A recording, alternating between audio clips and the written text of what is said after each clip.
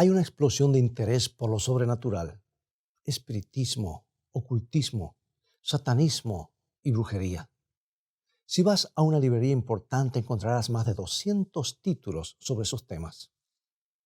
Algunos están entre los más vendidos. Hace un tiempo la NBC, la cadena de televisión nacional en los Estados Unidos, emitió un programa de entrevistas a personas que decían haber tenido contacto con sus seres queridos que habían muerto. Afirmaban que sus seres amados vivían en el mundo espiritual. ¿Qué le sucede a la persona cuando muere? ¿Hay vida más allá de la vida?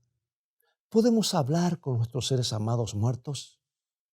Busca tu Biblia y en un momento más regresaré.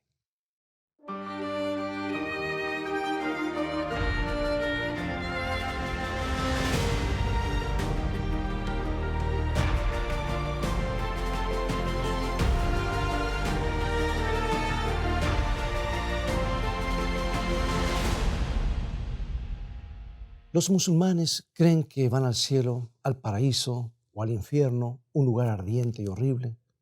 Los budistas, por su parte, creen que hay varios niveles de existencia y una serie de cielos y otras de infiernos. Los hinduistas creen en la reencarnación y en el nirvana. Los que alcanzan el nirvana se vuelven partes del cosmos. Las religiones africanas creen que el alma viaja a lugares distantes y las almas de los muertos entran en un mundo espiritual invisible. Los cristianos creen que todos van al cielo o al infierno o que duermen en la tumba hasta el día de la resurrección. ¿Cómo saber la verdad acerca de la muerte? Estoy hablando de la pura verdad acerca de la muerte. Déjame contarte esta historia. El obispo Pike se encontraba muy atribulado después de que su hijo se había suicidado. El joven se disparó en la cabeza en la ciudad de Nueva York en el año 1966. Y 2 semanas después de la muerte, el obispo notó que todos los relojes del departamento de su hijo se habían detenido a las 8:19, exactamente el momento del suicidio. El obispo Pike llegó a la conclusión de que su hijo intentaba contactarse con él. Buscó un médium espiritista quien lo puso en contacto con su supuesto hijo. Pike le preguntó a su hijo cómo era la vida del otro lado. Supuestamente le dijo: la vida es maravillosa aquí. ¿Y qué más me puedes decir? ¿Qué me puedes decir de Jesús?, le preguntó el padre. Oh, Jesús está aquí, pero no es más que un buen hombre. Es uno de los profetas. No es divino, sino humano. Desde ese momento el obispo se entregó al espiritismo y los fenómenos psíquicos. Había fracasado en hacer de la Biblia su autoridad final. Por eso, no había nada que le impidiera creer esas manifestaciones sobrenaturales. Descansaba en sus sentimientos y confiaba en los sentidos de la vista y el oído. Qué triste, amigo y amiga, que el obispo Pike ignorara las palabras de Isaías, capítulo 8, versículo 19. Y si os dijeren, preguntad a los encantadores y a los adivinos que susurran hablando, responded, ¿no consultará el pueblo a su Dios?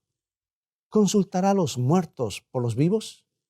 En otras palabras, Dios dice que necesitamos confiar en Él y en su palabra para tener información sobre lo desconocido. Y sabes que el siguiente versículo lo aclara. Nos dice, versículo 20, a la ley y al testimonio, si no dijeren conforme a esto es porque no les ha amanecido. En otras palabras, están en oscuridad. La muerte, como el frío de una noche en el Ártico, es un hecho de la vida. Es un hecho deprimente e inoportuno. Apenas nacemos y ya comenzamos a morir. Nos guste o no, tarde o temprano, la muerte es un huésped que nadie invita y nadie quiere, pero que inevitablemente llama a la puerta de todos. Pero ¿a dónde va el hombre cuando muere? A ninguna parte. Bueno, ¿no es un tanto atemorizador emprender un viaje sin saber cuál será el destino o si regresaremos alguna vez?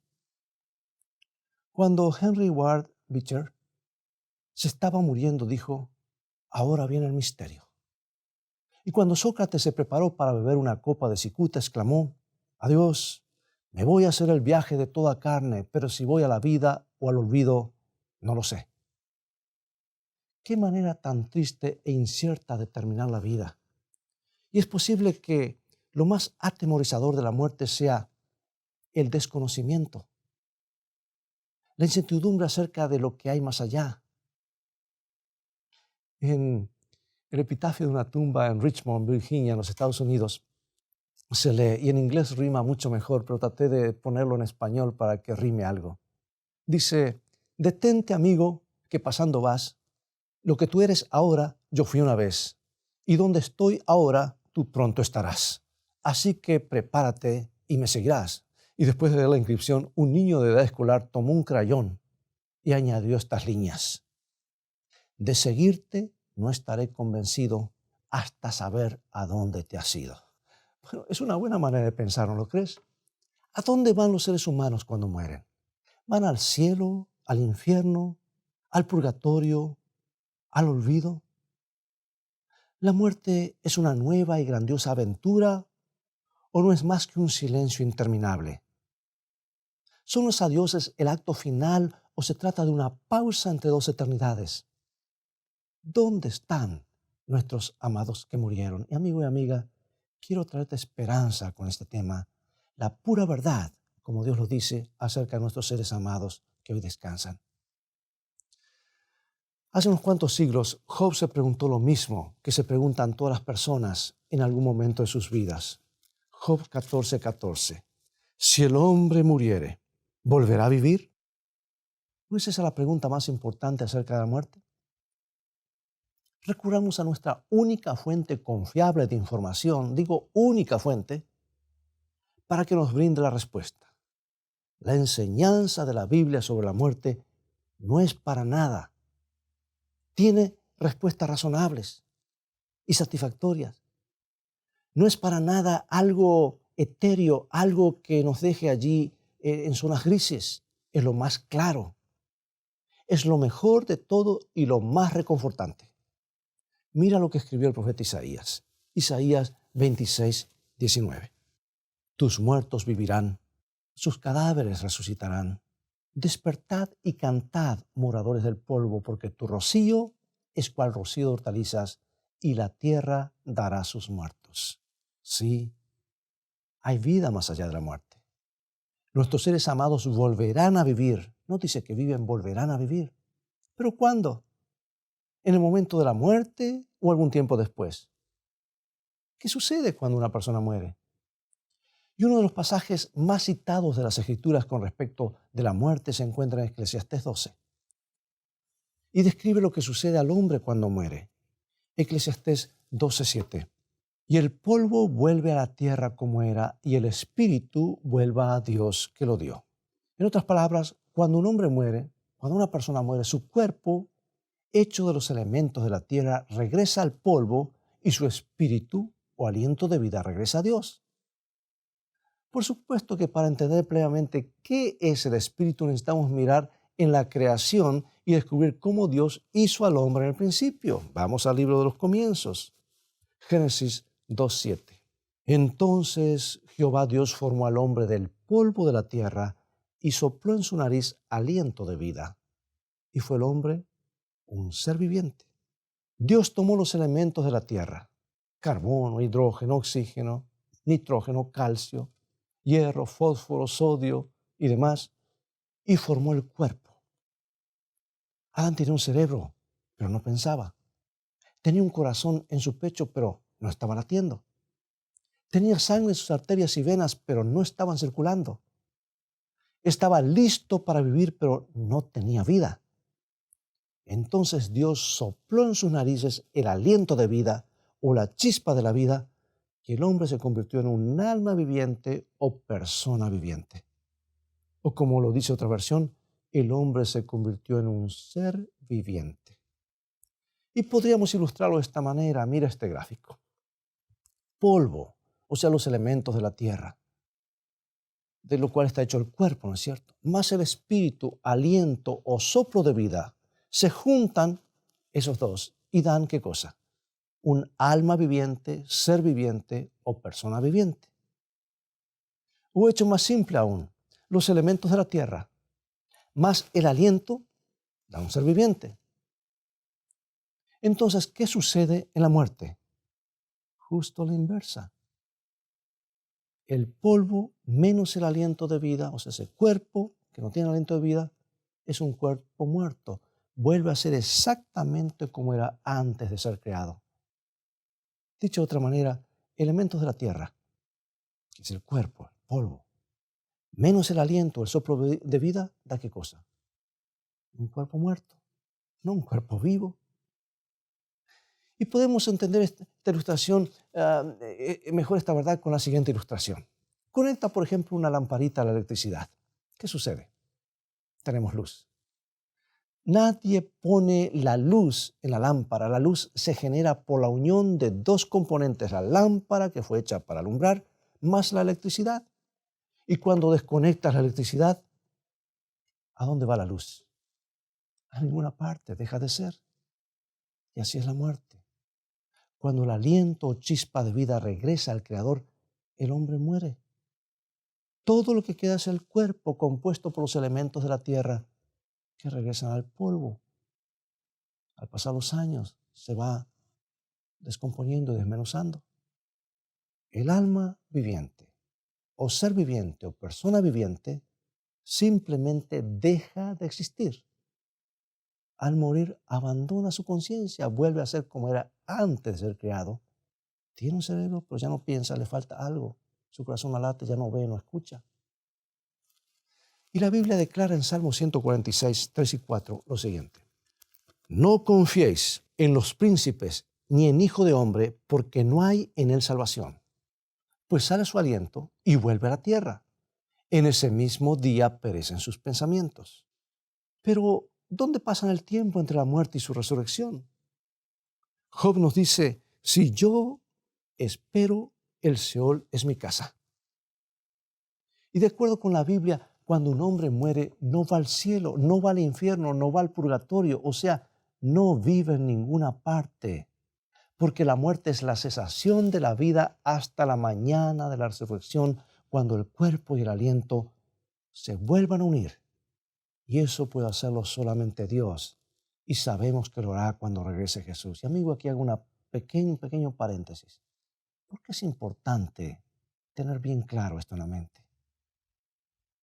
Porque a menos que tengamos esto bien claro, a medida que nos acerquemos al fin, habrá más y más manifestaciones sobrenaturales. Y no podremos confiar en nuestros sentidos, nuestros ojos, nuestro tacto, lo que vemos, lo que oímos, sino solamente en lo que Dios dice, porque el enemigo hará toda clase de engaños para pasarnos falsa información y hacernos creer que hay algo que sigue viviendo después de la muerte. Ahora, Eclesiastés, capítulo 9, versículo 5, nos dice lo siguiente. Porque los que viven saben que han de morir, pero los muertos nada saben. No importa cuán reconfortante haya sido para el obispo Pike pensar que estaba hablando con su hijo, o cuán convincente sea la información que se da en las sesiones, Dios dice, los muertos nada saben, nada. Y nada es nada. Evidentemente los muertos ni siquiera saben lo que están haciendo los vivos, porque la Biblia dice en Job capítulo 14, 21, sus hijos tendrán honores, pero él no lo sabrá, o serán humillados y no entenderá de ello. ¿No es esto la mejor forma después de todo? Yo pienso que sí. Piénsalo por un momento. Supongamos que una joven madre muere y va al cielo, dejando a su esposo con varios niños pequeños, y que ella puede ver lo que está sucediendo con él en la tierra. ¿Cómo se sentirá cuando su esposo vuelva a casarse y una madrastra entre en su hogar y maltrata a sus hijos? Imagínate, viendo día tras día lo que le sucede y sin la posibilidad de hacer algo. Para esa joven madre, ¿eso sería cielo o infierno? ¿Cómo ves? Una de las verdades más reconfortantes de la palabra de Dios es que cuando un hombre muere, descansa tranquilamente, ajeno a los problemas de la vida o las preocupaciones por sus amados, hasta que sea llamado por el dador de la vida. Ahora recuerda, nadie es inmortal. Nosotros perdimos la inmortalidad cuando Adán y Eva fueron engañados y el diablo se rió. Y la inmortalidad nos será devuelta cuando Jesús venga por segunda vez. Ahora, ¿te sorprende que la Biblia compare a la muerte con un sueño? El profeta Natán le dijo al rey David: y cuando tus días sean cumplidos y duermas con tus padres. De hecho, Jesús mismo llamó a la muerte un sueño. Le dijo a los discípulos: nuestro amigo Lázaro duerme, mas voy a despertarle. Y esta afirmación confundió un poco a los discípulos, porque sabían que Lázaro había estado enfermo durante un tiempo. Por eso le respondieron: Señor, si duerme sanará. Pero Jesús decía esto de la muerte de Lázaro.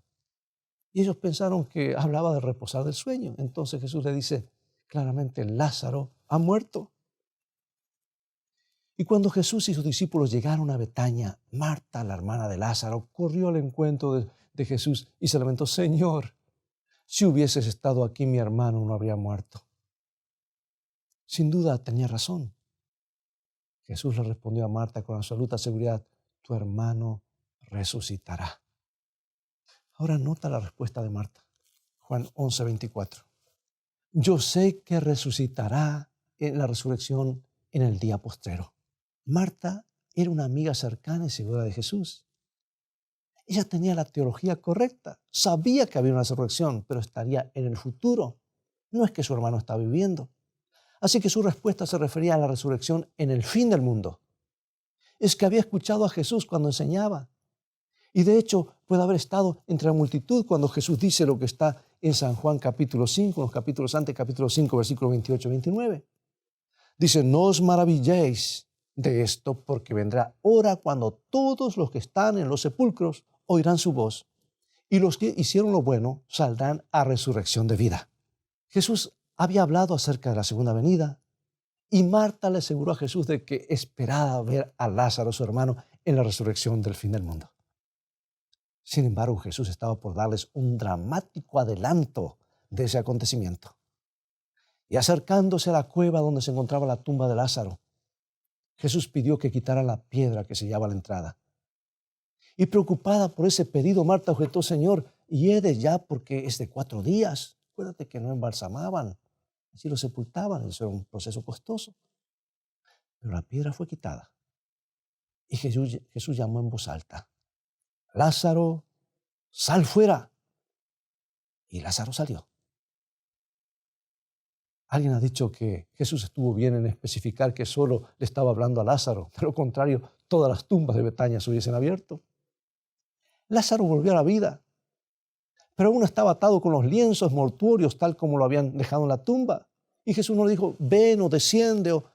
No, sal de allí, porque allí estaba su cuerpo. Y ahora el autor de la vida le da el aliento de vida, se junta los elementos y comienza a vivir otra vez. Y aunque hacía 4 días que había muerto, no hay registro de que Lázaro haya contado experiencias del tiempo que estuvo muerto, lo que está en concordancia con las enseñanzas bíblicas de que los muertos nada saben. Jesús lo había llamado simplemente a salir del sueño de la muerte, un sueño que solo puede ser interrumpido por el llamado del dador de la vida misma. Este es el llamado que anticipó Job cuando dijo: entonces llamarás y yo te responderé. Oh, Martín Lutero, él dijo lo mismo en el siglo XVI.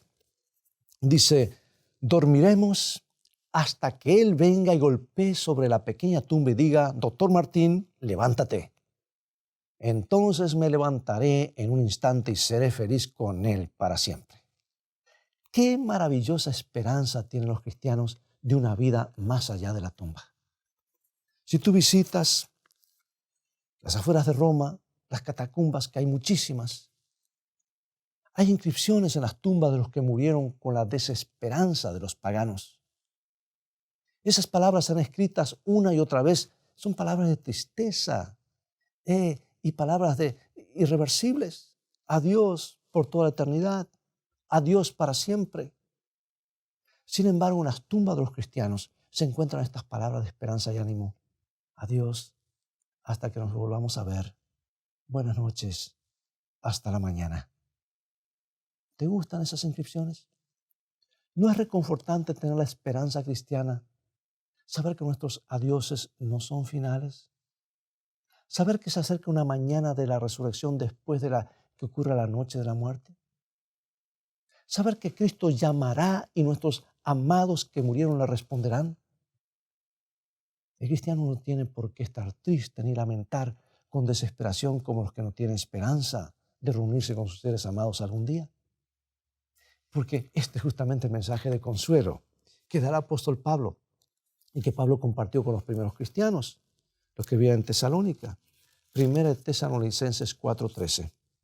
Tampoco queremos, hermanos, que ignoréis acerca de los que duermen, para que no os entristezcáis como otros que no tienen esperanza.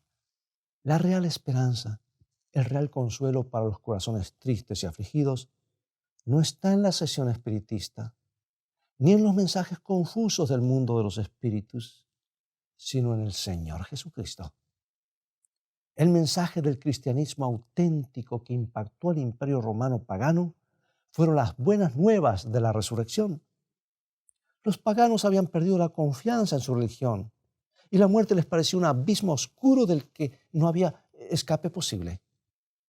Y Pablo y los primeros cristianos señalaron a la resurrección como la respuesta divina al problema de la muerte.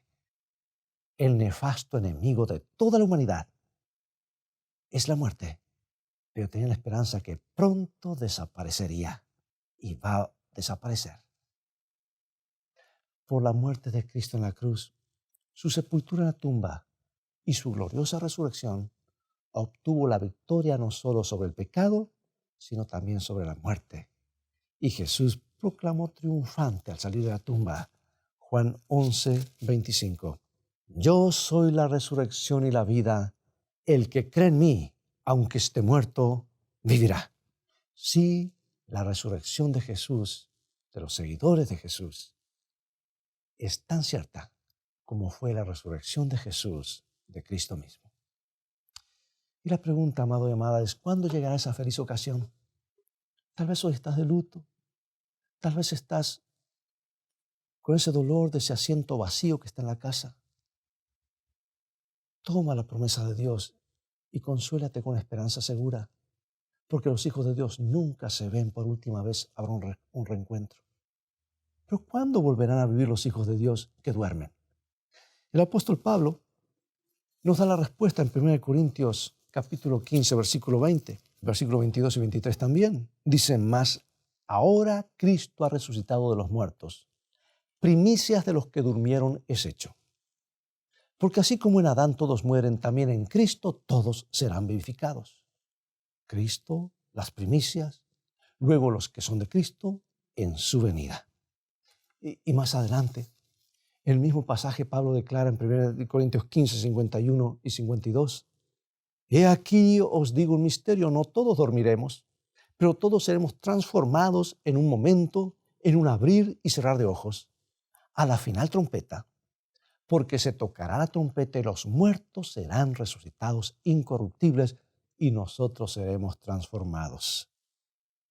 Entonces Pablo dice, ¿cómo serán transformados? Versículo 53. Porque es necesario que esto corruptible se vista de incorrupción y esto mortal se vista de inmortalidad. O sea que nuestros cuerpos serán cambiados cuando Cristo regrese. Y él dice en otra sección, en otra parte, mas nuestra ciudadanía está en los cielos, de donde también esperamos al Salvador, al Señor Jesucristo, el cual transformará el cuerpo de la humillación nuestra para que sea semejante al cuerpo de la gloria suya. Filipenses capítulo 3, versículos 20 y 21. Y David dijo que estaría satisfecho cuando despertara del sueño. Leamos en Salmo 17:15. En cuanto a mí veré tu rostro en justicia, estaré satisfecho cuando despierte a tu semejanza. Puede que no sepamos exactamente cómo serán transformados nuestros cuerpos, pero cualquiera sea el cambio, estaremos satisfechos. Y ahora, amado y amada, a manera de conclusión, ¿qué decir de la reunión con nuestros amados que murieron? El apóstol Pablo lo describe de una manera hermosa. 1 Tesalonicenses 4, 15 al 17. Por lo cual os decimos esto en palabra del Señor, que nosotros que vivimos, que habremos quedado hasta la venida del Señor, no precederemos a los que durmieron. Porque el Señor mismo, con voz de mando, con voz de arcángel y con trompeta de Dios, descenderá del cielo, y los muertos en Cristo resucitarán primero. Luego nosotros, los que vivimos, los que hayamos quedado, seremos arrebatados juntamente con ellos en las nubes para recibir al Señor en el aire, y así estaremos siempre con el Señor. ¿Podrían haber palabras más alentadoras? Oh, amado y amada, qué esperanza gloriosa. Cuando Jesús emerja entre los cielos y contemple las tumbas polvorientas de sus amados que duermen, tal vez hechos polvos, tal vez perecieron en el mar, pero el Señor conoce la identidad y recreará esos cuerpos, y su poderosa voz los llamará de la misma manera que llamó a Lázaro: sal fuera.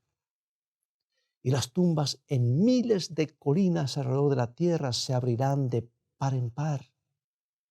Los muertos escucharán su voz y saldrán fuera. Familias y amigos se reunirán para no apartarse nunca más. ¿Qué día será? Ninguna pluma puede describirlo. Ese es el futuro que el Calvario ha hecho posible. Ver a nuestro Señor cara a cara, unirnos con los amados que han dormido en Jesús. ¡Cuánta esperanza le brinda este pasaje al corazón humano! Pero la pregunta más importante de todas, que debe ser respondida, es: ¿cómo puedo tener la seguridad ahora mismo de que obtendré la victoria sobre la muerte y sobre la tumba? La promesa divina de vida eterna es muy clara. El que tiene al Hijo, tiene la vida. El que no tiene al Hijo de Dios, no tiene la vida.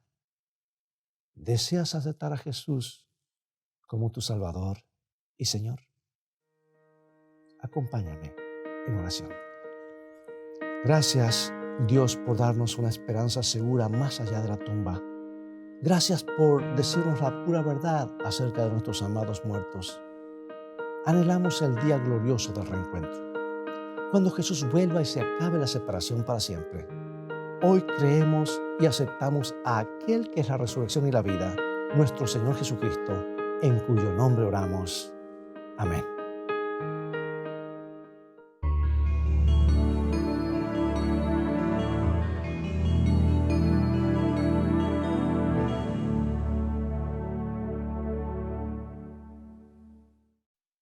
Bien, llegó el momento de despedirnos y te invito a continuar estudiando los mensajes de esperanza de la palabra de Dios. Visítanos en nuestro sitio de internet escritoestá.tv, donde podrás ver nuevamente este programa y compartirlo con tus familiares y amigos. También podrás obtener gratis una variedad de materiales y estudios bíblicos que te ayudarán a conocer más el plan de amor de Dios para ti. Dios te bendiga y te guarde, y recuerda, escrito está: no solo de pan vivirá el hombre, sino de toda palabra que sale de la boca de Dios.